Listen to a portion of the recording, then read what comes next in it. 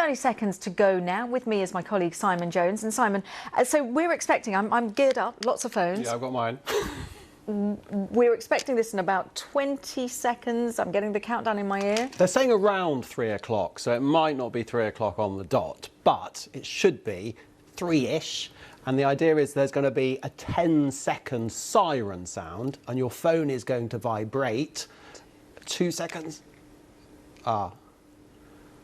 Oh, right. We are right on 3 o'clock.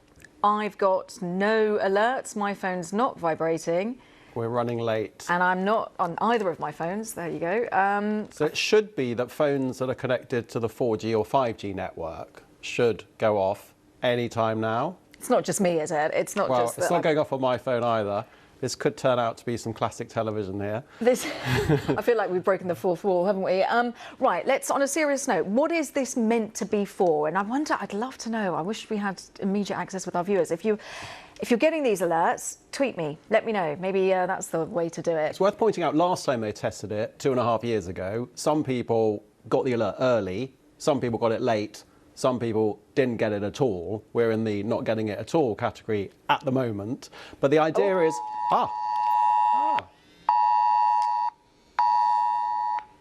Interestingly, a minute late. Interestingly enough, I'm only getting it on one phone. I'm not getting it. Well. So that's 1 out of... I'll put that near my microphone to deafen you. And it's vibrating. The phone's vibrating. And I'm getting... So lasted about 10 seconds, and then you get a little ringtone. I turned it up full for your benefit, but I've got a little message as well saying severe alert. This is a test of emergency alert, a UK government service that will warn you if there's a life-threatening emergency nearby. You don't need to take any action. In a real emergency, follow the instructions in the alert to keep yourself and others safe. So yeah, did you get it on your third phone? I didn't get it on my second phone. Let's not be greedy now. And this one is actually connected to the Wi-Fi in this building. So is it just the Wi-Fi? Because if you're just on Wi-Fi, you won't get the alert. No. But if you are connected to 4 or 5G, it should be. It should be 5G actually. But anyway, let's.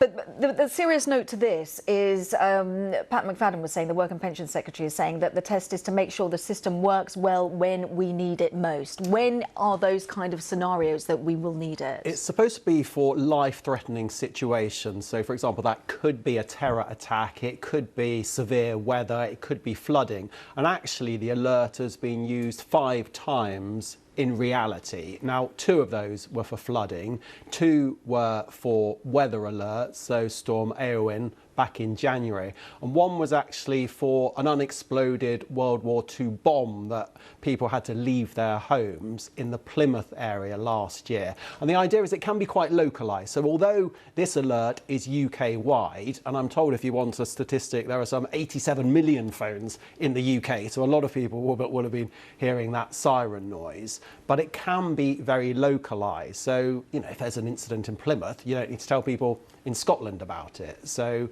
that's how they do it, and it's done via phone masts. So a lot of people, you know, even if you're visiting from abroad, you may well have got that alert if your phone's connected to the 4 or 5G network. And it's similar to systems they have in the USA and Japan. And it's also, it works for people who are deaf, who are blind as well. Well, that's the vibration element yeah. of it, and then the text message that comes up as well. But obviously, the government realised you can't necessarily reach everyone that way. So if there were a scenario, say flooding, you're likely to get members of the council banging on doors to make sure people are aware of the situation. If it's extreme weather, you might get announcements on the local radio. So it's one method that the government wants to reach people by.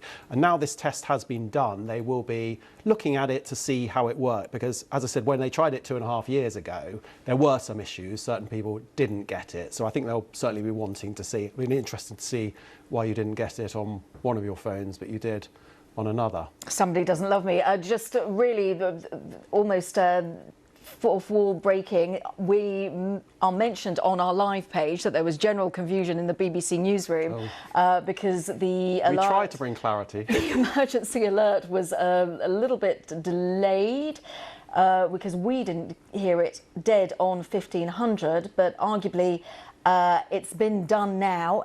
When is the next test? Do we know that even?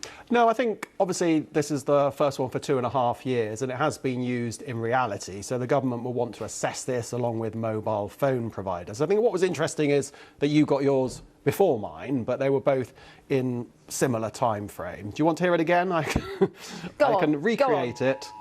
So there, just bring it to my microphone. There's the sound you get. It's not very relaxing, is it? No, I think you would isn't. notice it. And certainly, I think the government over the past few weeks has been trying to raise awareness of this test, but there will be a certain number of people who won't have heard about it, and it might be a bit of a shock to suddenly hear this siren noise coming out of your phone. So the message from the government was saying to people, look, this is a test, remain calm. If you're driving, don't start playing with your phone or anything like that. But yeah, certainly 2 out of 3 for us. Well, look, maybe it's the phone, but I know now, I bet it's going to go off when we're doing something. And there you go. This is why we don't bring phones into the studio, but this time round we did do it, and that's exactly the reason. I'm glad there was no swearing. Well, we get your musical taste. Simon Jones, as always, thank you very, very much. Simon Jones there. Now, of course, so those kind of alerts, you get them in Ukraine as well whenever there are raids across the country, and Russian strikes on the Ukrainian capital, Kyiv, have killed 4 people, including 1 infant. Ukrainian officials say that more than 44 have been injured after several residential buildings were hit in strikes across the capital. Ukraine's Prime Minister has said that the roof and the upper floors of the government's main building in the city centre were damaged, the first time it has been hit in the war. The Air Force say that more than 800 missiles and drones were launched by Russia in the overnight attack, a record number. President Volodymyr Zelensky described the attacks as ruthless and vowed an appropriate